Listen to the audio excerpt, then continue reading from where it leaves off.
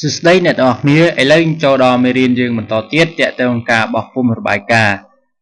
នៅក្នុងកម្មវិធី QuickBooks គឺมันមានការខុសប្លែកអ្វីពីកម្មវិធីដែលអ្នកទាំងអស់គ្នាធ្លាប់ប្រើដូចជា Word Excel ក៏ Access ឬកម្មវិធីផ្សេងៗទេដើម្បីបោះពុម្ពរបាយការណ៍ណាមួយជាដំបូងយើងត្រូវបើករបាយការណ៍នោះជាមុនសិនបាទឥឡូវឧទាហរណ៍ថាខ្ញុំចង់ print របាយការណ៍ទាក់ទងទៅនឹងរបាយការណ៍លទ្ធផលឬហៅថា income statement អញ្ចឹងយើងត្រូវការបើកនៅរបាយការណ៍នោះជាមុនសិនបន្តមកទៀតយើងធ្វើការចុចលើពាក្យថា file ហើយយកពាក្យថា print report បាទពេលនោះយើងឃើញផ្ទាំងនេះលោតបង្ហាញចេញមក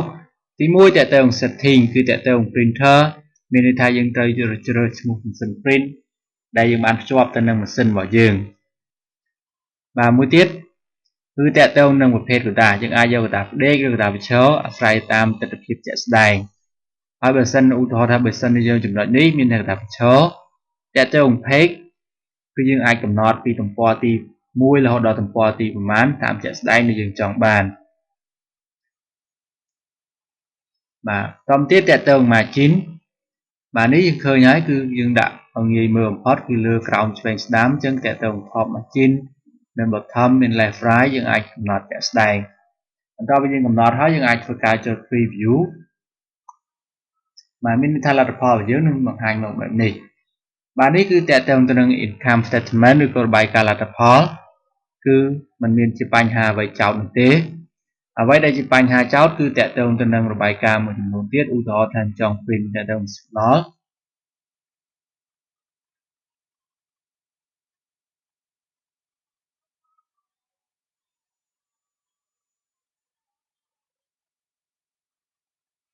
អញ្ចឹងនៅកន្លែងនេះដោយសារតែប្រអប់ទាំងតូចពេកយើងចេញអក្សរអស់យើងអាចប្រៀកធំដើម្បីចេញអស់បើសិននេះចេញអស់បែបនេះនៅពេលដែលយើងចូលតាម file ចូលពាក្យថា print report បាទបើសិននេះយកกระดาษបញ្ឈរប្រហែលជាមិនអស់អញ្ចឹងនៅក្នុងនេះម៉ាស៊ីនគឺលោតទៅស្វ័យប្រវត្តិគឺយកกระดาษផ្ដេកបាទបើសិននេះយកกระดาษបញ្ឈរបន្តទៀតយើងធ្វើការ preview បាទពេលនេះយើងឃើញថារបាយការណ៍យើងប្រហែលជាមិនត្រឹមត្រូវនោះទេយើងឃើញថាមានចាប់ដើមពីលេខរៀង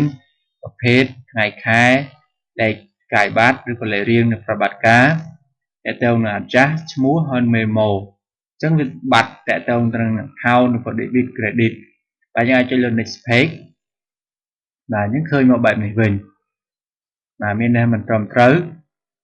ឬបើសិនយើងយកกระดาษផ្ដេកតាមតែកម្មវិធីតម្រូវឲ្យយកបាទអញ្ចឹងឃើញថាបើសិនជាបែបនេះប្រហែលជាមានភាពត្រឹមត្រូវជាងបាទហើយយើងអាចកំណត់យកប្រមាណទំព័រតាមតម្រូវការជាក់ស្ដែងប៉ុន្តែតាមបទពិសោធន៍របស់ខ្ញុំឃើញថាពេលខ្លះដើម្បីងាយស្រួលក្នុងការបោះពុម្ពទាក់ទងរបាយការណ៍បែបនេះយើងអាចធ្វើការ export វាទៅកាន់កម្មវិធី Excel ក៏បានផងដែរបើសិនជាមិនមានបញ្ហាអ្វីនោះទេយើងអាចចុច print យកតែម្ដងប៉ុន្តែបើសិនជាមានបញ្ហាឬក៏មានចំណុចដែលយើងចង់ធ្វើការកែតម្រូវមួយចំនួនទៀតយើងអាចធ្វើការបោះពុម្ពឬក៏ export របាយការណ៍ទាំងនោះទៅកាន់កម្មវិធី Excel បាទដែលខ្ញុំនឹងបង្ហាញនៅក្នុងវីដេអូបន្ទាប់អញ្ចឹងនៅក្នុងវីដេអូនេះខ្ញុំបង្ហាញអំពីរបៀប print ឬជាការកំណត់ជាកតាមុនធ្វើការបោះពុម្ពអញ្ចឹងក្នុងវីដេអូនេះសូមចប់តែប៉ុណ្ណេះ